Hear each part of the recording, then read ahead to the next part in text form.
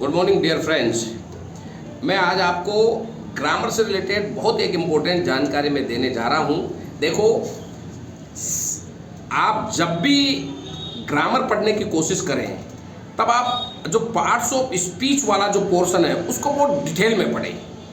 Noun, pronoun, adjective, adverb, verb, preposition, tense और interjection, ये आपके ग्रामर को पूरी तरह से, जो कि एडवांस भी है, उसे सीखने में आपकी बहुत मदद करेगी।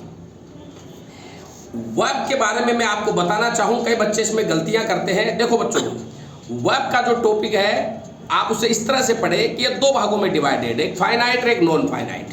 फाइनाइट वर्ब के दो डिवीजन होते हैं, एक्साइलरी वर्ब, मेन वर्ब। एक्साइलरी जो वर्ब होती है उसको तीन भागों में बांटा गया है, जिसे सहायक क्रिया कहते हैं। प्राइमरी एक्साइलरी, मॉडल एक्साइलरी और मार्जिनल एक्साइलरी। प्राइमरी एक्साइलरी की अगर हम बात करते हैं तो उसमें बी की फॉर्म आती है is, am, are, was verb, और डू की हेल्पिंग वर्ब आती है डू, डज और डिड, और हैज की हेल्पिंग वर्ब आती है हैज, हैव, हैड।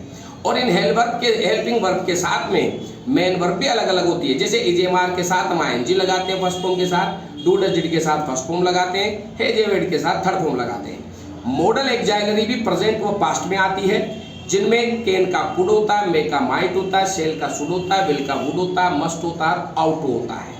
और मॉडल के साथ में वर्ब की फर्स्ट फॉर्म आती है। मार्जिनल एक्साइलरी में यूज टू, नीड और डेयर होता है। मार्जिनल एक्साइलरी वो एक्साइलरीज होती है जो एज ए मेन वर्ब और मॉडल दोनों तरह से अंग्रेजी वाक्यों में यूज होती है। उसी तरह से हम अगर इसके दूसरे पोर्शन की बात करें मेन वर्ब की, तो मेन वर्ब जो होती है उसके दो भाग होते हैं, एक होती है ट्रांजिटिव वर्ब और एक होती है इनट्रांजिटिव वर्ब। प्यारे बच्चों, जो शब्द 5 टुकड़ों में बढ़ जाए वही मेन वर्ब होती है, और जिसके साथ ऑब्जेक्ट आए वो ट्रांजिटिव होती है, जिसके साथ ऑब्जेक्ट नहीं आए वो इनट्रांजिटिव होती है। और एक ट्रांजिटिव और इनट्रांजिटिव वर्ब को 3 भागों में, यानी कि जो वर्ब ऑब्जेक्ट लेके ट्रांजिटिव बने, जो विदाउट ऑब्जेक्ट के लिए ट्रांजिटिव बने, उन वर्ब को 3 भागों में डिवाइड किया गया है। कौन कौन सी होती है? जो पहली जो वर्ब होती है इनमें वो होती है आपने अगर आप सुना हो तो एक होती है डायनेमिक वर्ब। डायनेमिक वर्ब वो वर्ब होती है जो फिजिकल एक्शन को दिखाए, जैसे कि I ate food, I wrote a letter to my father, I saw a movie in the theatre last day. ये सारी की सारी फिजिकल एक्शन को दिखा रही है, इसीलिए डायनेमिक वर्ब है।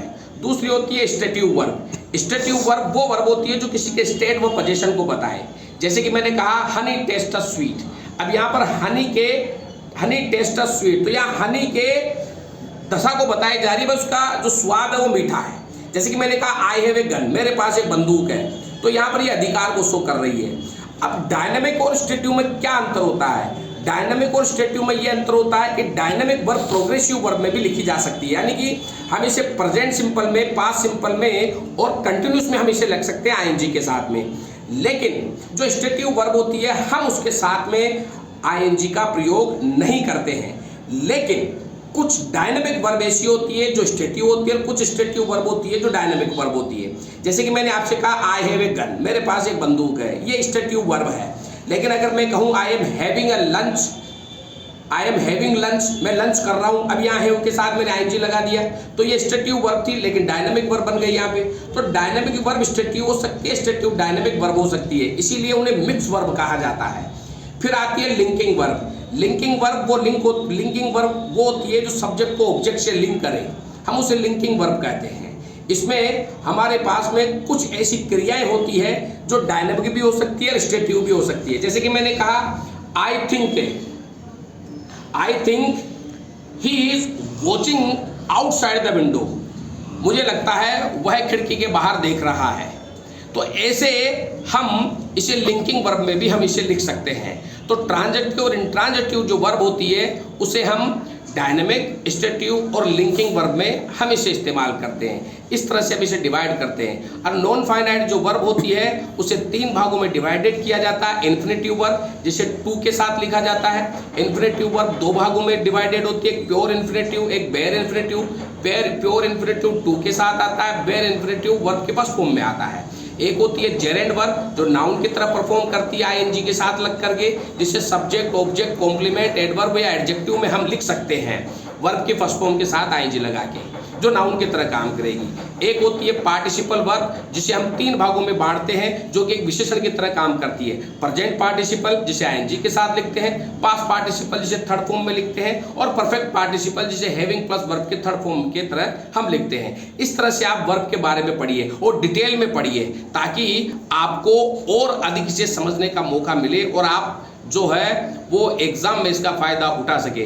प्यारे बच्चों, हमारे यहाँ पे एसएससी, बैंक पीओ और ग्रेड फर्स्ट और ग्रेड सेकंड के क्लासेस कंटिन्यू यहाँ पे रन हो रही है। हमने टेस्ट सीरीज भी ज्वाइन कर रखी है।